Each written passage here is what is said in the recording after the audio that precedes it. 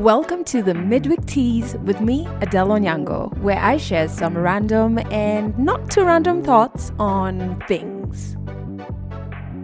And in this episode, let's talk about this social media thing. So someone super close to me has basically quit social media for, I think, just over a year or so. And we often talk about it, about how sometimes you end up feeling jealous of even your friends because you're constantly seeing only celebratory posts from them, making you wonder if you are doing enough with your life, you know? We talk about how, specifically for me, I sometimes feel rushed career-wise. If I see people in the same field or industry as me doing specific things career-wise, it makes me doubt the path or just the strategy that I have for myself. We talk about how when we post our own accomplishments, it makes other people feel bad about their situations or makes them feel rushed. And that's not a feeling we want to make other people feel, you know? And I remember some time back watching an interview Trevor Noah did with a Facebook whistleblower, Frances Haugen. I hope I've pronounced her name right. And he did another interview with a guy called Tristan, where they spoke about how these social media sites program us to be angry because that's what gets us engaged. And engagement means you're going to stay on the platform longer. So they will intentionally show you content on your For You page that will get you angry and riled up enough to stay long enough on the platform to drop a comment and then come back when somebody reacts to that comment, and you come back and hit them with another comment. You know what I mean? I've put a link to those two interviews in the show notes, but it made me so very alert, those two interviews, because I want to be in control of my emotions. You know, it's one of the things I disliked a lot about drinking, right? Where I would just not be in full control. And so with social media, I'm just like, why is another platform in control of my emotions? I don't want to be manipulated into anger or any emotion for that matter, you know? So I started being very careful with my socials and how or when I use them. And I want to share some thoughts, things that I'm trying out, things that I've been reading up on that might help you if you want to feel a little less sick when it comes to social media. So the first one is I'm actively trying not to check my socials first thing when I wake up. I start my mornings with an hour-long walk first, and I make sure before this, I have only used my phones as an alarm to wake me up and to snooze a couple of times, use them for playing music as I walk, and for my exercise app that tracks my steps as I walk. So basically before 9 a.m., because I get back from my walk, then I shower, then I have breakfast, and then I settle down in my office at 9 a.m. So before 9 a.m., I am not on socials. I keep this up some days, and some days I fail. Some days I'm just not good at it. The next thing is, because we have our Legally Clueless Africa page, and on my own page, I'm sharing a lot more of my poetry. I make use of the scheduling tool, right?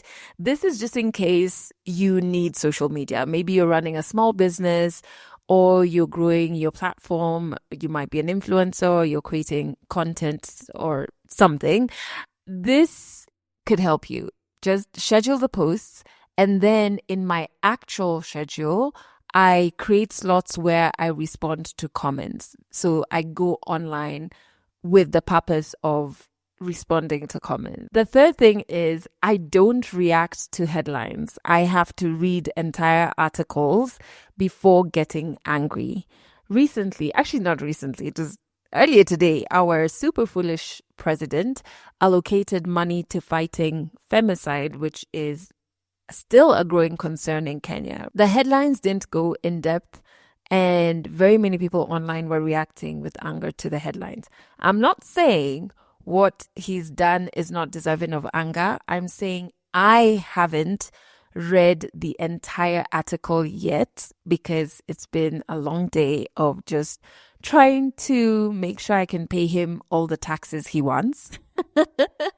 So I haven't read the detailed article just yet. And so before I do that, I haven't assigned an emotion to it. This is just an example of an article, but it happens with different news pieces, right?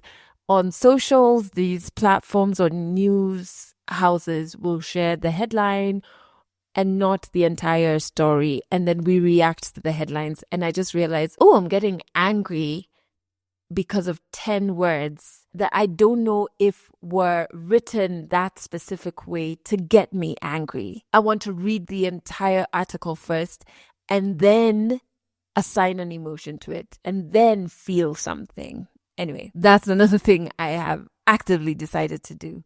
I'm also extremely careful about who I follow. Management reserves right of admission.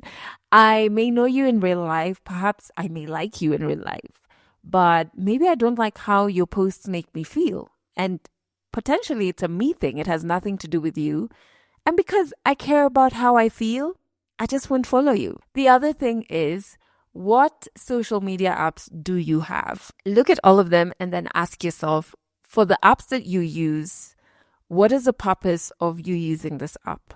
What are you getting out of it? How does this help you meet any of your goals? Does it align with your core values? And I found these questions in an article that was geared towards helping us be a bit more mindful when it comes to social media. And it got me thinking about how someone very close to me and I always talk about why I am still on X or Twitter. And to be honest, I really don't know. I really don't know. Because that platform constantly just keeps degenerating, right? To the point where those questions I just shared with you, I can't answer them. I really don't know what the purpose of me using X is. I don't know what I'm getting out of it. A long time ago, it used to be funny. And then it used to be a place to connect with other feminist organizations across Africa. It's not that anymore. How does this help me meet my goals? I don't know. I don't think it does anymore. And the more violent it becomes, the more I'm just like, is it even aligned with my core values? So again, this close person to me keeps asking, why are you still on X? Anyway, another pointer I found was that you should try move your social media apps away from your homepage. And I found this tip when I was reading up for this specific episode. So I haven't tried it. I will try it, but to be honest, I don't have that many social media apps. It's only Instagram, Twitter, Facebook, TikTok, 4. Oh my God. Actually, yeah, I saw someone talk about another one called Blue something. And I was just like, I can't. It's too much now. I cannot keep up. Anyway, I don't think 4 are too many apps. So I don't know if moving them away from my homepage will help anything. I know it's to make sure I don't see them as often, but my apps tab on my phone is not that hard to navigate to either. So I don't think this is going to discourage me at all. But what I have done that has helped is I have turned off all notifications from all social media apps, including WhatsApp. Yeah, I don't see it. So I have to actively open the app to see if I've gotten any new chats, etc. I also have sleep time on all my apps. I think it's 8 p.m. if I'm not wrong. And then my do not disturb that goes on at, I think, 9 p.m. makes my phone gray. So if I'm in the middle of responding to a WhatsApp or whatever, the phone just goes gray and I'm like, well, I guess I can't respond until tomorrow, And so it really does signal to me that I should shut off all those apps, The other tip that I found was you could use an app to track how much time you spend on social media each day. And I think some social media apps have this already inbuilt. I think Instagram had it, and it really did help me cut down my Instagram time. When I saw just how much time I was spending on it, I was like, hey, why does it seem like you don't have a job? What's happening here? So you could try that. The other one that I am really hoping I can enforce is not bringing my phone or tablet to bed. Well, not tablet for me. It's more laptop to bed. So my laptop is only allowed in my bedroom on Saturday nights because that's movie night for me. I do not have any television in my house. I've never been a fan of televisions. I don't know why. I've never loved them. And so that's not something I want to get. I do want to get those. This is such a sidebar, but I do want to get those. What are they called? The projectors. Because I'm like, ooh, like movie nights would be so cool. But back to this tip, my laptop is only allowed in my bedroom on Saturday nights because it's my off night. So I choose, like right now, I'm watching a lot of old school movies. And so we've made a list of movies I should watch. And then, yeah, Saturday nights, my laptop is allowed in my bedroom.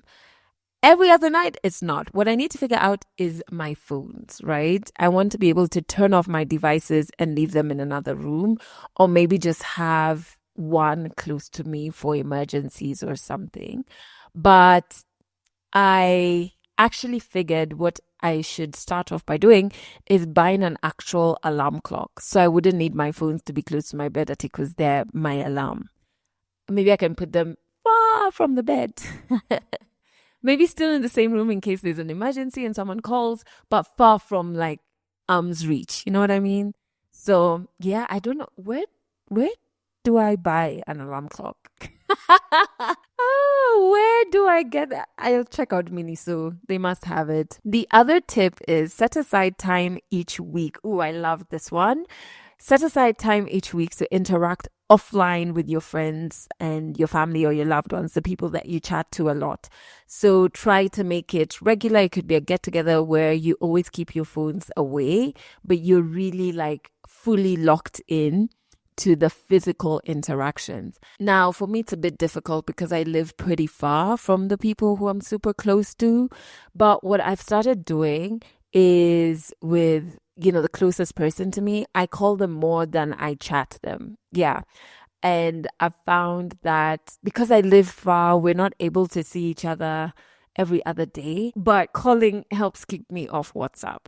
And honestly, I've seen an improvement. I have seen an improvement. I'm not on WhatsApp as often as I was before. Hopefully one day I can live close to them and it would be in-person meetings. But until then, it's gonna have to be phone calls. So, in closing, is social media making you sick? SICK, where S stands for sad. So you log on to social media and maybe you're bombarded by so many things that are making you sad, or news pieces that are just making you feel like, hey, what is happening in the world? I in the 6 stands for imitate. So are you abandoning your ideas? You know what I mean? Because you feel like you have to be just like someone else because you really don't. Are you feeling C in sick, which is compare? Do you come online and you just want to compare yourself to everything that you're seeing? And it just, goes back to that quote, that comparison is the thief of joy. And K is keep you from taking action. I don't know if you feel it, like you log onto social media and you just feel like there's so much hopelessness, despair around the world with what you're seeing in the news, what people are sharing about their lives, and you feel slightly paralyzed by it, that you actually can't take any action, be it a small action in your life or even thinking of solutions to, things you want to change in your community. So is social media making you sick? This was put together by a lady called Erin Sponago. I hope I pronounced her name right. And she says we should move from feeling sick to well, where the W in well stands for want to take action. Making your social media spaces or your life and where social media plays a role in it, make it something that motivates you to be the best version of yourself, makes you want to take action, be it in your own life. It gives you this boost. It gives you morale. It makes you excited for the day, right?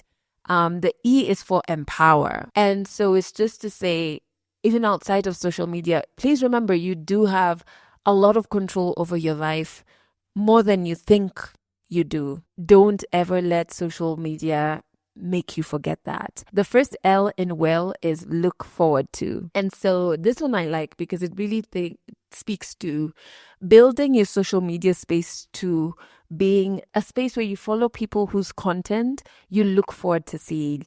Maybe it's your favorite blogger or podcaster and the things they share are encouraging, teach you new things. They're things that make you feel nice. And because of that, you look forward to them. And the last L is like yourself. Yeah. Make sure you surround yourself both in the real world and online with people who make you feel good about yourself and make you smile and give you a nice, good dose of joy. Don't follow people or surround yourself with people who make you feel bad about yourself. So yeah, hopefully those tips help you move from feeling sick of social media.